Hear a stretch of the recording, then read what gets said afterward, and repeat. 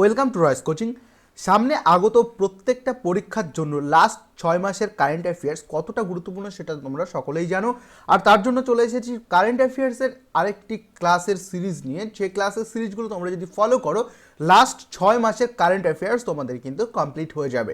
তো এই সিরিজের প্রথম একটি ভিডিও আমাদের চ্যানেলে আমরা অলরেডি পাবলিশ করে দিয়েছি এবং এটি হচ্ছে দ্বিতীয় ভিডিও।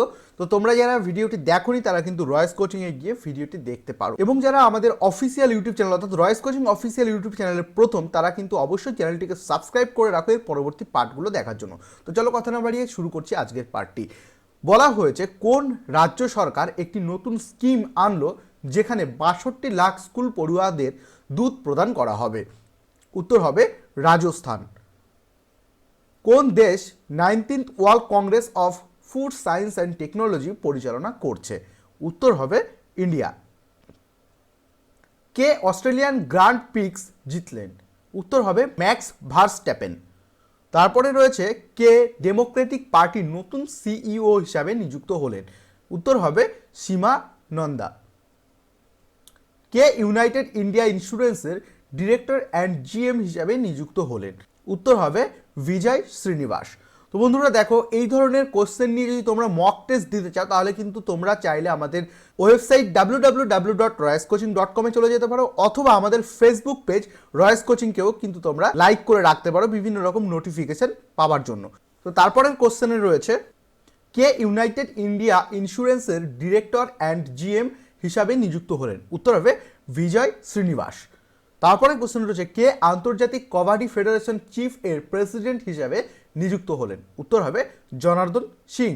তারপরে কোশ্চেন হকি চ্যাম্পিয়ন ট্রফি 2018 এর ফাইনালে কে রানার আপ হলেন? উত্তর হবে ইন্ডিয়া। মালয়েশিয়ান ওপেন ব্যাডমিন্টন সিঙ্গেলসের ঐতিহাসিক 12 বার পরাজিত করার খেতাব জিতলেন কে? উত্তর হবে লি চং ওয়ে। কোন রাজ্য সর্বপ্রথম খাদি মল তৈরি করতে যাচ্ছে? উত্তর হয়ে যাবে ঝাড়খণ্ড। কোন ক্রিকেটার পঞ্চম ব্যক্তি হিসাবে আইসিসি হল অফ ফেম অভিষিক্ত হতে চলেছেন? উত্তর হয়ে যাবে রাহুল দ্রাভিড়। কোন দেশ কবাডি মাস্টার দুবাই 2018 খেতাবটি অর্জন করলেন? উত্তর হবে ইন্ডিয়া। কোন দেশ বেলজিয়ামকে হারিয়ে কুইডিচ বিশ্বকাপ তৃতীয়বারের জন্য জিতলেন? উত্তর হবে ইউএসএ। কোন কোম্পানি 2019 সালের মধ্যে ভারতে 40 মিলিয়ন ওয়াইফাই ব্যবহারকারীকে যুক্ত করার পরিকল্পনা করেছে? উত্তর হবে গুগল। কোন দেশে রাশিয়া 2টি নিউক্লিয়ার পাওয়ার প্ল্যান্ট গঠন করতে চলেছে? উত্তর হবে চায়না। কোন দেশ পৃথিবীর সর্বপ্রথম ডিজিটাল আর্ট মিউজিয়াম খুলেছে? উত্তর হবে জাপান। ভারতের ক্রীড়ামন্ত্রীর নাম কি? উত্তর হবে রাজ্যবর্ধন সিং।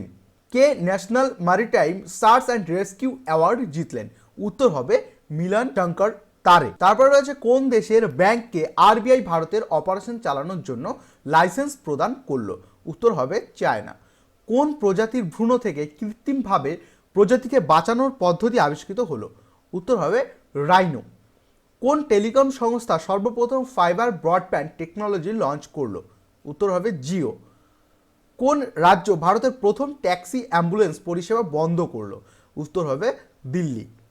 নিম্নলিখিত প্রজাতিগুলির মধ্যে কোন প্রজাতির বিলুপ্তির হাত থেকে বাঁচানোর জন্য রিকভারি প্রোগ্রাম চালানো হচ্ছে? এখানে দেখো তিনটে অপশান রয়েছে, তিনটেই হবে northern river terrapin, red panda, red leopard. তাই এখানে অপশান রয়েছে অল অফ দিস। তারপরের কোশ্চেনে রয়েছে ভারতের প্রথম গ্লোবাল মোবিলিটি সামিট উদ্বোধন করলেন কে? উত্তর হবে নরেন্দ্র মোদী। সি ভিগিল একটি অ্যাপ যেটি নিচের কোন সংস্থার? উত্তর হবে ইলেকশন কমিশন। তারপরে কোশ্চেনে রয়েছে কোন কোম্পানি সম্প্রতি স্বয়ংক্রিয় বাসের লঞ্চ করলো? উত্তর হবে বাইডু। কোন সেন্ট্রাল ফোর্সকে এই টিকিটের জন্য নির্বাচিত করা হলো? উত্তর হবে এনএসজি। ন্যাসকমের চেয়ারপারসন কে? উত্তর হবে ঋষাদ প্রেমজি। এবার পড়বো আমরা 50 নম্বর কোশ্চেন, এবং 50 নম্বর কোশ্চেনই হচ্ছে আজকের এই পর্বের শেষ কোশ্চেন। সুতরাং এইরকম আরও পর্ব তোমরা যদি পেতে চাও তাহলে অবশ্যই আমাদের রয়েস কোচিং দ্য অফিসিয়াল ইউটিউব চ্যানেলটিকে সাবস্ক্রাইব করে রাখো, এবং সাবস্ক্রাইবের পাশাপাশি বেল আইকনটিকে প্রেস করে রাখো, এবং সেই সাথে আমাদের ফেসবুক পেজ রয়েস কোচিংকেও তোমরা লাইক করে রাখো, এবং ফলোইং অপশানে গিয়ে সি ফার্স্ট অপশানটিকে অন করে দেবে যাতে নোটিফিকেশন সবার আগে পেয়ে যাও। তো চলে যাবো আমরা লাস্ট কোশ্চেন, অর্থাৎ আজকের এই পর্বের শেষ কোশ্চেন, সেটি হচ্ছে কোন হাইকোর্ট বন্য পশুকে লিগ্যাল পার্সন বলে অভিহিত করেছে?